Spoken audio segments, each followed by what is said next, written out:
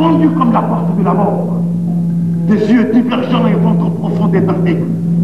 Je m'avance sur un énorme char en fer noir, à 8 roues, recouvert de peau douce, tiré par des chevaux à la couleur changeante, des chevaux monstres. Mon drapeau est mouillé de sang, décoré de bouquets d'entrailles, surmonté d'un vautour dont les ailes touchent le ciel. La nuit augmente mon pouvoir, les éléphants pissent de peur. Mais le démon ouvre sa gueule immense et avale en riant les petites flèches. Puis je me transforme en montagne. Et de cette montagne coule une cataracte, une énorme cascade.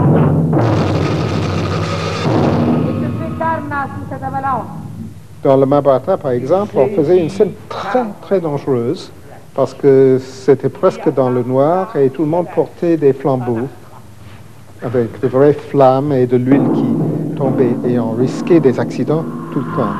Alors, on faisait des exercices et chacun devait le faire, mais il y avait bien entendu une grande différence entre l'un et l'autre pour qu'ils puissent faire un mouvement comme ça en sachant vraiment à chaque instant où était la flamme.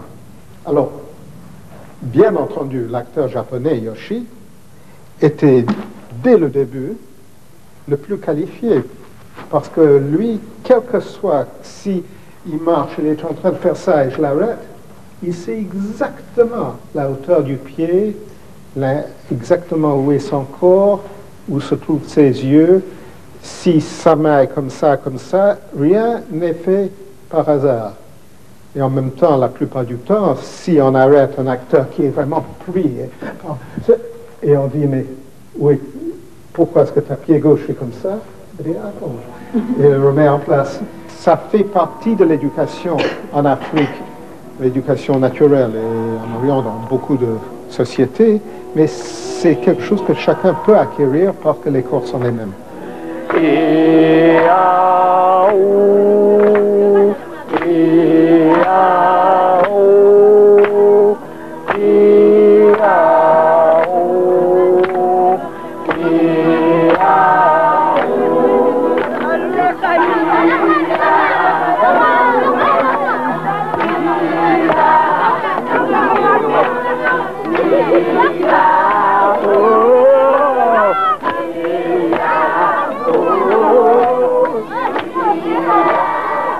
Pour notre théâtre, si en faisant des exercices incroyablement difficiles, un acteur arrive à avoir un corps aussi disponible qu'un danseur, il n'est pas nécessairement meilleur acteur.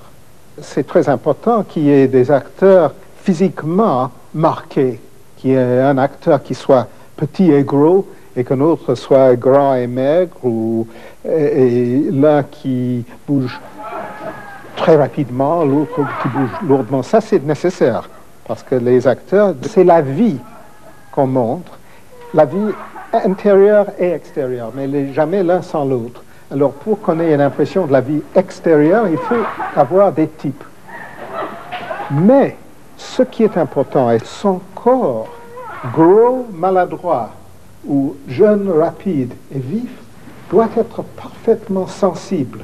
On voit que c'est très facile d'être sensible dans la langue, sensible dans le visage, sensible dans les doigts. Ce qui n'est pas donné, mais peut être acquis par les exercices, et cette même sensibilité partout. Que finalement, les jambes, le dos, le cul soient aussi sensibles, et sensible veut dire que l'acteur est à chaque instant en contact avec tout son corps.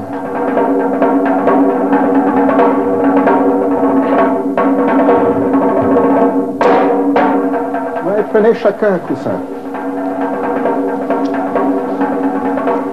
Avec de bonnes distances entre vous, mais absolument parfait, comme ça. Alors maintenant, vous faites que vous jetez le coussin en l'air et vous l'attrapez. Ouais. 1, 2, 3 et... Bon, Asseyez-vous. On ne va pas pousser ça jusqu'à la perfection. On improvise maintenant ensemble et j'essaie d'improviser avec des éléments qui pourraient être intéressants pour maintenant, mais n'essayez pas de faire la même chose dans d'autres contextes. Chacun peut inventer un exercice beaucoup plus marrant que jeter les coussins en l'air. Ce serait une tragédie si maintenant, l'année prochaine, on entend dans toutes les écoles la France qu'on fasse comment vous faites dans vos écoles. L'exercice célèbre. Mais là, je vais vous donner un exercice que tout le monde peut faire. Quand je fais ça, permettez à votre bras droit d'aller n'importe où. Vous avez un signal et vous laissez le bras partir et vous vous arrêtez.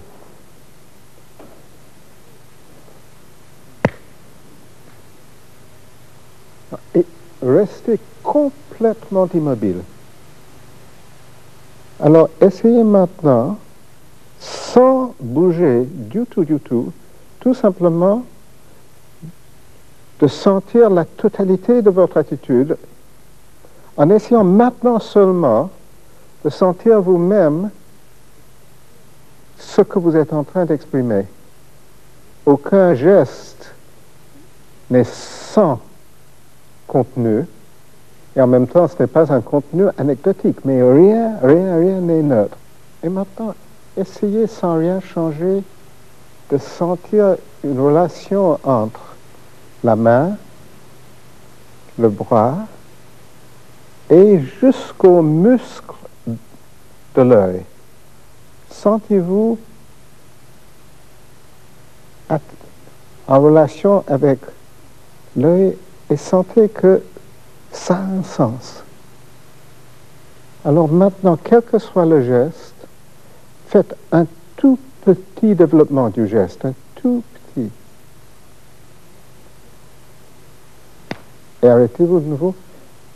Et sentez que dans ce petit changement, quelque chose dans la totalité de l'attitude est transformé.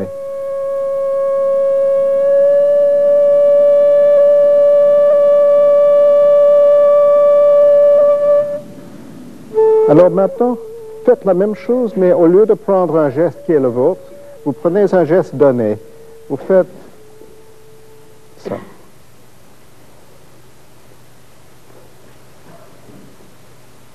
Et essayez de sentir ici quelque chose qui est toujours, à première vue, quelque chose qui semble étant le contraire de l'improvisation. J'improvise, je fais ce que je veux. Là, j'obéis à quelque chose qui m'a été donné. Alors là, on ne joue pas la comédie, on ne fait pas de grimace pour justifier la présence des yeux et du visage. Tout simplement, on laisse la relation se faire. On essaie de suivre, comme on écoute une musique, comment ce geste-là se transforme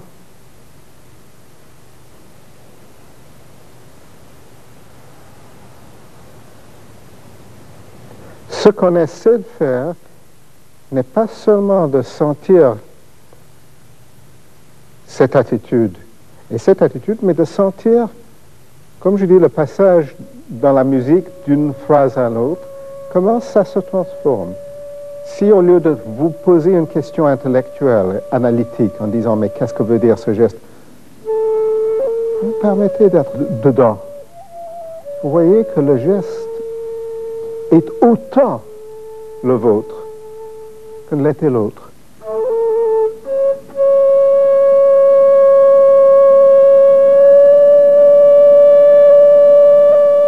On voit quelque chose qui pourrait être vraiment un grand thème pour chacun à développer. Le conflit entre deux nécessités. La liberté absolue dans l'approche, dans la reconnaissance que tout est possible. Et en même temps, ce sens qui amène la rigueur et finalement la discipline, qui est que le n'importe quoi est n'importe quoi. Alors comment se situer entre le tout est possible mais le n'importe quoi est à éviter?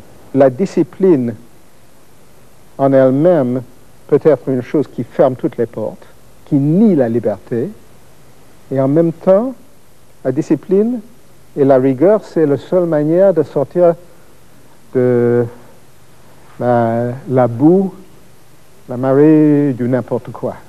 Je voudrais qu'on explore la relation entre Micaëla et Don José en essayant d'utiliser tous les éléments que nous avons découverts pendant nos improvisations. C'est-à-dire, on prend tout le matériel du village, la vie de Don José dans son village, le fait qu'il avait quitté son village à cause d'une bagarre et qu'il a peut-être tué quelqu'un pendant ces bagarres, comme dans le livre de Mérimée.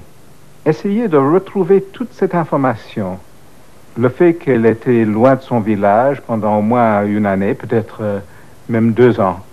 Il n'a eu aucun contact avec sa famille. Et subitement, un jour, Micaëla est là. Qu'est-ce que ça veut dire?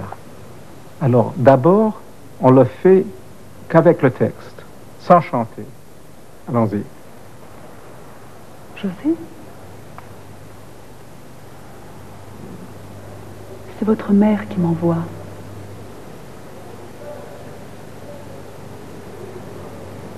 Parle-moi de ma mère. Parle-moi de ma mère.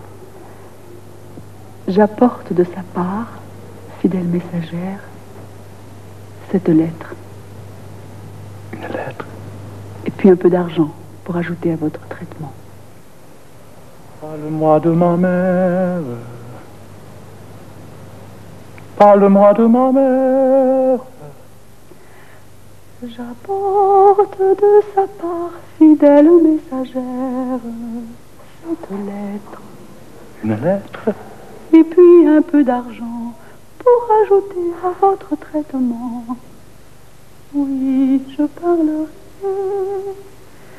ce que l'on m'a donné, je vous le donnerai. Ce qu'on appelle la composition. Composer un personnage, c'est un acte de construction progressive.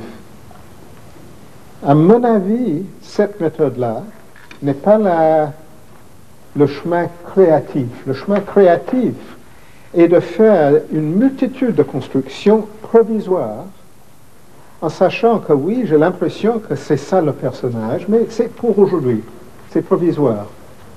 Parce que ce n'est pas vrai. C'est seulement aussi bien que possible pour aujourd'hui, mais la vraie forme n'est pas encore là. La vraie forme est quelque chose qui n'arrive non seulement au dernier moment, mais au-delà du dernier moment. La vraie forme, c'est une naissance. Qui lui a fait ça? J'ai posé une question.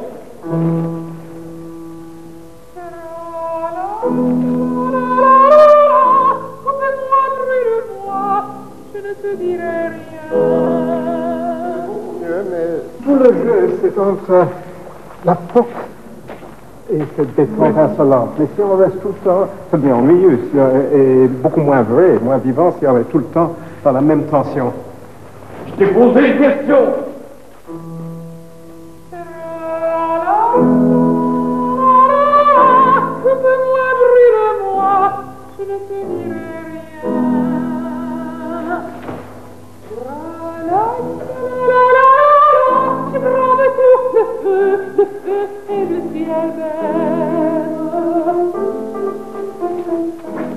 La vraie forme, ce n'est pas comme la construction d'un bâtiment, la suite d'une série d'actions constructives et logiques. Au contraire, le vrai processus de construction est en même temps une espèce de démolition, alors ça veut dire qu'on va de plus en plus vers la peur. On crée un vide, donc on a moins de béquilles, on a moins de support, on est de plus en plus en danger. Si on cherche pas la sécurité, mais la créativité. Et c'est là où, tout de suite, la sincérité artistique, la personne est en question. On peut dire que le vrai artiste, lui, est prêt à faire toutes sortes de sacrifices pour arriver à un moment de créativité. Tu vas, m'a-t-elle dit, t'en aller à la ville? Oui, mais tu chantes. Tu chantes. Parfois pas, parfois mezzo, parfois très fort. Tu vas, m'a-t-elle dit, t'en aller à la ville. La route n'est pas longue, une fois assez vite. Tu chercheras, fils mon José, mon enfant. Oui, mais tu chantes. Non, mais il faut vraiment. L'exercice n'existe pas si tu fais pas en même temps un effort pour chanter bien. Il faut que tu chantes comme sur scène. Tu vas, m'a-t-elle dit, t'en aller à la ville. La route n'est pas longue, une fois assez vite. Tu chercheras mon fils, mon José, mon enfant. Tu chercheras mon fils, mon José, mon enfant. Oui, ça suffit, tu répètes uniquement cette phrase. Oui. Et alors maintenant, mais tu fais sans aucune concentration. Hein. C'est le moment de chanter avec la plus grande pureté de ton. Aussi bien que tu peux. Et en même temps, tu fais des petits mouvements, tu t'arrêtes, tu fais des mouvements, tu trouves des petites impulsions, tu tombes, tu essaies de développer la difficulté, mais toujours en maintenant une grande pureté de chant. Tu vas, m'a-t-elle dit, t'en aller à la ville. Non, il vaut mieux commencer sans bouger. Tu commences en prenant toute ton attention au chant, et puis tu commences à faire ce que tu viens de faire. Tu vas, m'a-t-elle dit, t'en aller à la ville. La route n'est pas longue, une fois assez vite. Tu chercheras mon fils. Si vraiment on regarde bien l'acteur conventionnel qui aime qu'on lui donne tous les détails, la mise en scène le premier jour, et on ne l'emmerde plus. Ça, c'est le bonheur absolu pour un certain genre de vieux acteur. Et si on change quelque chose 15 jours avant la première, il est dans tous ses états. L'acteur qui dit à cet auteur, « Ah non, je ne peux rien changer », pourquoi? C'est la peur. Il est convaincu que, ayant mis en place une certaine structure, si on lui enlève cette structure, il n'y aura rien et il sera foutu, tout simplement. Ce qu'il doit apprendre, et que ce n'est pas vrai.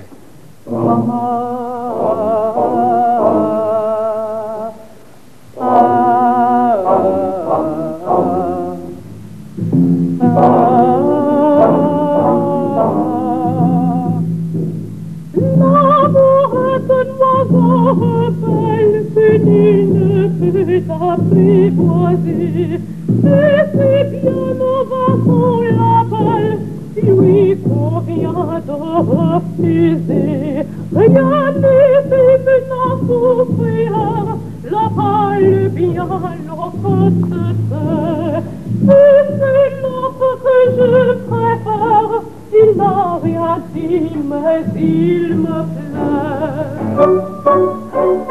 L'amour,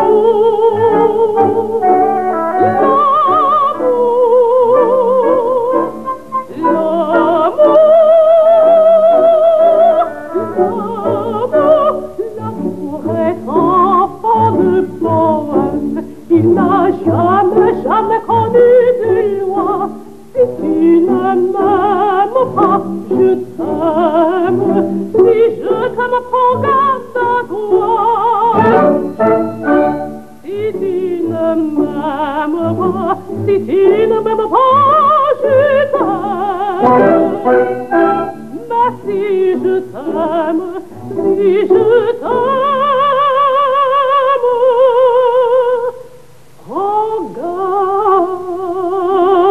à toi.